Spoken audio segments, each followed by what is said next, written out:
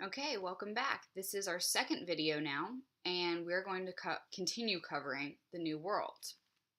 This time we're going to go into more detail about the 13 original colonies.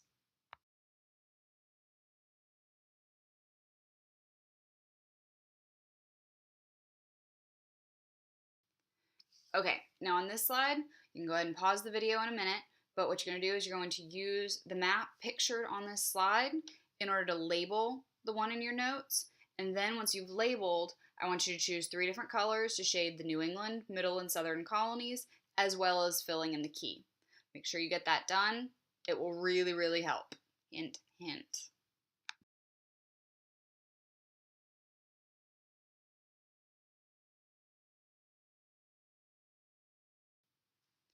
Okay, now that you got your maps colored, here is Jamestown. This was the very first permanent English settlement in North America. There had been non-permanent ones, think Roanoke Colony. Anybody remember that one? Lost Colony? But this is the very first permanent English settlement in North America.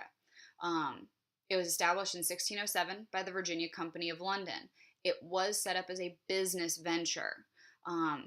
It was entirely set up by a business to be ruled as a business. So thinking back to your 3Gs, the gold, the God, the glory, this was definitely part of the gold. And it was named after the king, James. Funny how that name works out, Jamestown. So some interesting facts about Jamestown.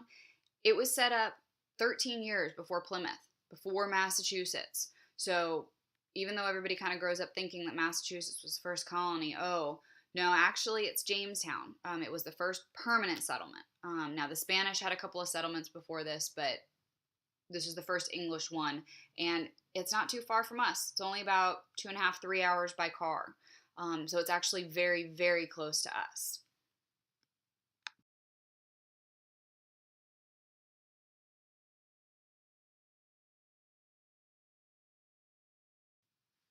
Okay, now you've got your different groups of colonies. So if you look back at that map, you can see which colonies are where.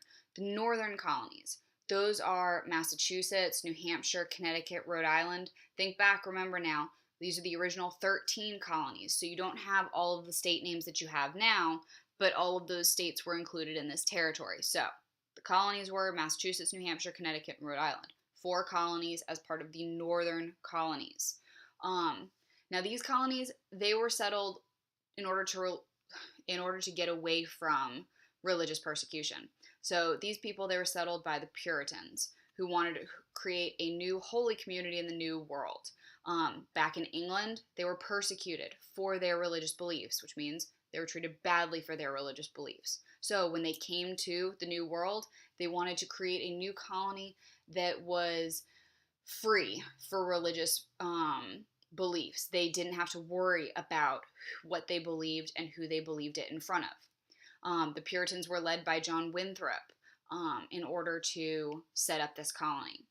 The economics in this section of the United States, well, section of the colonies at this point in time, focused on shipbuilding.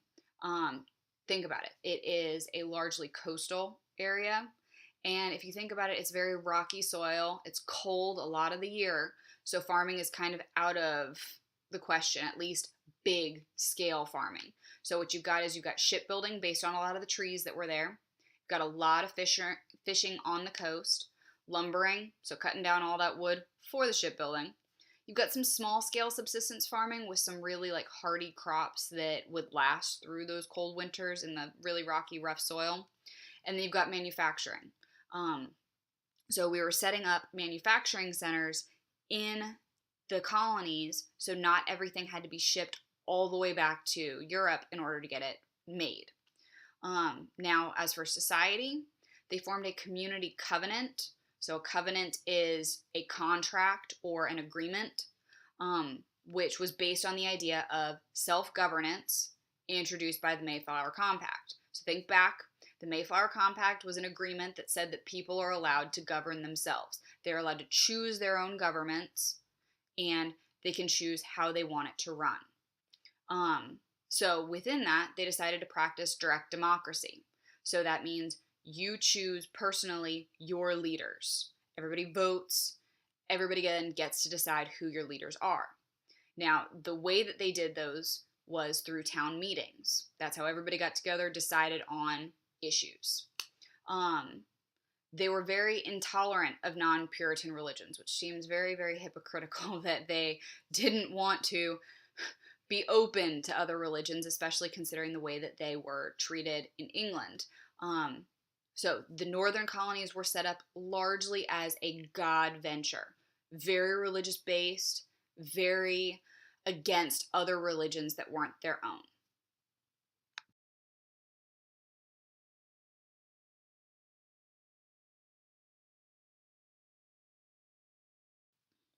Okay, our next colonies that we've got to cover are the middle colonies. Be very careful when it comes to labeling these on the map, because if you go back and look at your map, these are states that we personally would think of as northern states: New York, Delaware, New Jersey, Pennsylvania. These are actually the middle colonies, or the MidAtlantic colonies. Now, they're kind of the mixing bowl of what was going on in the colonies. They were set up as economic ventures and for religious freedom.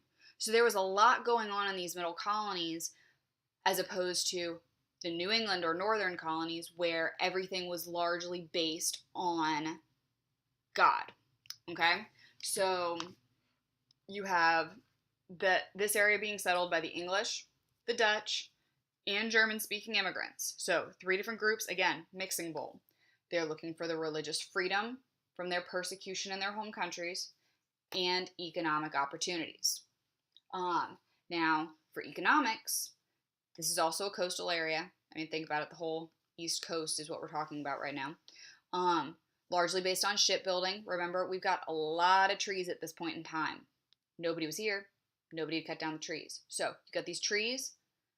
They're sent to be built on 4 ships. You've got a lot of farming. The climate is a little better. It's not as cold as the northern or New England colonies.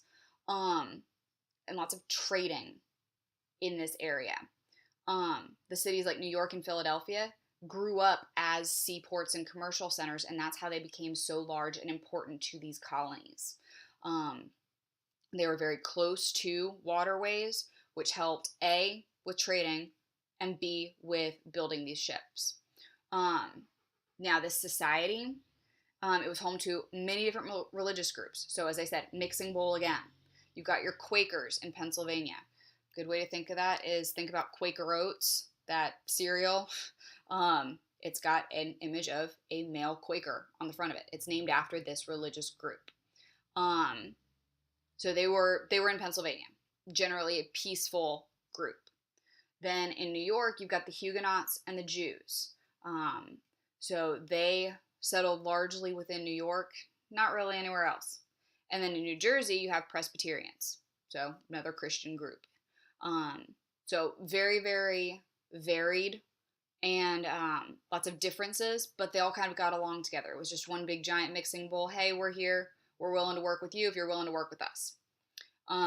The social structure, there was a lot of middle class growth in this place. Not a lot of rich people, not a lot of really poor people. You've got a good mix of in the middle. I mean, that's just the best way to describe these middle colonies, is that they are the middle. They're a good mix of everything. So within that middle class, you've got skilled artisans. So that would be like blacksmiths or potters or cobblers for shoes, stuff like that, like very skilled jobs. You have entrepreneurs, business owners, basically. And then you've got a lot of small-scale farmers. Again, the climate's not perfect for farming, but it's a lot better than the New England or northern colonies.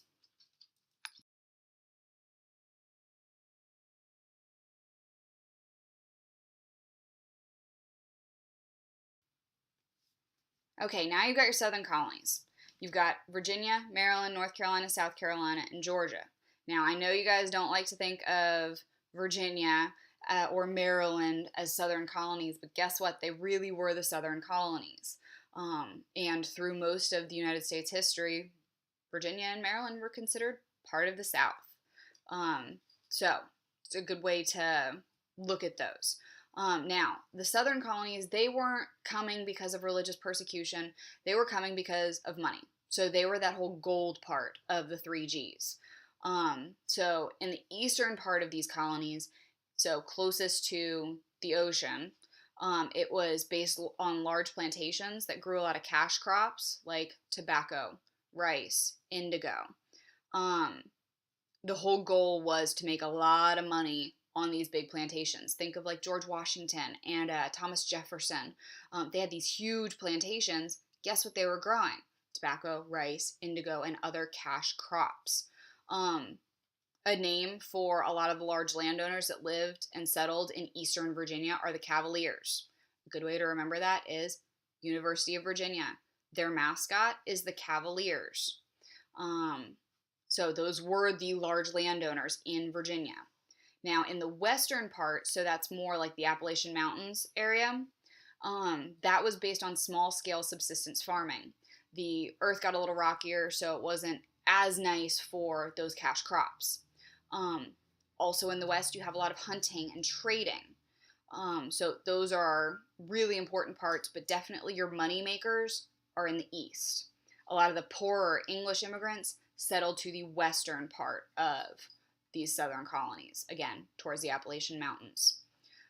Society, a lot of it's based on family status and ownership of the land. So think the richer you are, the more land you tend to have. So the large landowners, they controlled the government, and they also maintained close social ties to Britain. They had no problem with Britain. They weren't leaving because of religious or political differences. They were leaving to see if they could make more money in the colonies. So the southern colonies maintained a huge allegiance to the Church of England. Again, they had no problems with it. It was largely an economic venture to come to the south.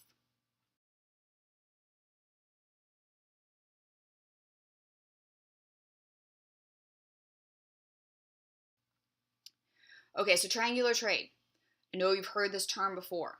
You got your different steps. Step one is Europeans bringing manufactured goods like rum, textiles, and weapons to Africa. Then those Europeans trade those goods with the strong African chiefs in order to get your slaves. Then, step two, hopping across the Atlantic Ocean, the Europeans bring the slaves to the New World. In this journey, which is also known as the Middle Passage, it could take up to 3 months, and most of the slaves on these journeys died. They could not handle it. They were in completely cramped conditions. The disease was awful. The smell was awful. You had no room to yourself. Once they arrived in the New World, the Europeans then traded the slaves with the colonists for raw materials, like the rice, the cotton, the tobacco. Then, the third step of the triangular trade, the slaves were used to harvest the raw materials in the New World, and those raw materials are sent back to England and used to get those manufactured goods. And then the cycle starts all over again.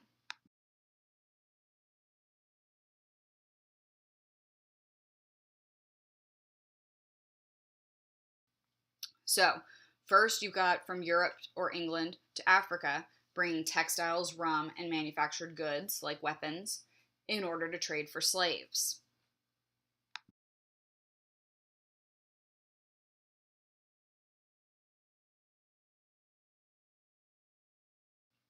Number two is from Africa to the colonies, largely the Caribbean. That was where a lot of our slave trade was centered, known as the Middle Passage along the Atlantic Ocean. And they took the enslaved Africans to work in the colonies.